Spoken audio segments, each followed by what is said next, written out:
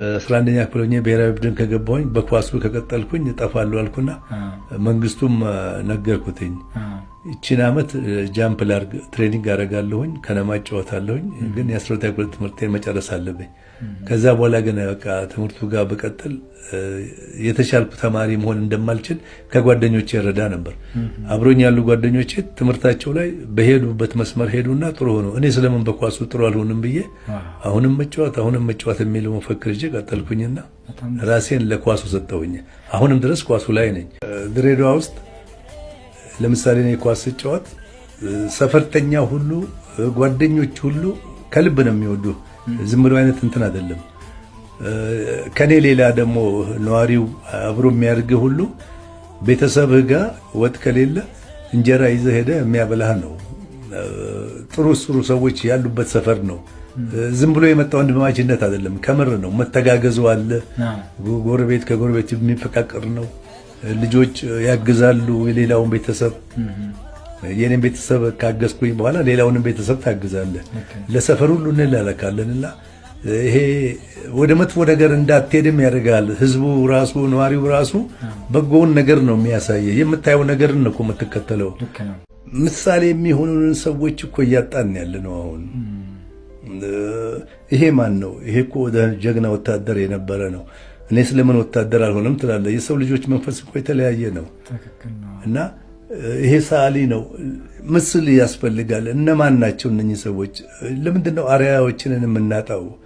አርአያ የሚሆኑን ሰዎች እንደ ምሳሌ ያስቀምጠው መጪው ትውልድ እኮ በእነሱ ላይ ነው ተንደርድሮ ጥሩ ሰው የሚሆነው።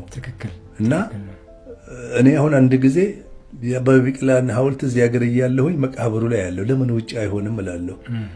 አንደኛ በባዶ እግሩ ሮጦ ኦሎምፒክ ያሸነፈ ነው። በጫማ ሮጦ ያሸነፈ ነው። የነ ማሞ ወልዴ እነ ምሩጽ ምስላቸው ቢቀመጥ ከነዚህ የበለጠ ሯጮች ልናገኝ እንችላለን እኮ። ይሄንን ኃይሌ በግሉ፣ ደራርቱ በግሏ፣ ቀነኒሳ በግላቸው እኮ እንዲቆም ማድረግ ይችላሉ።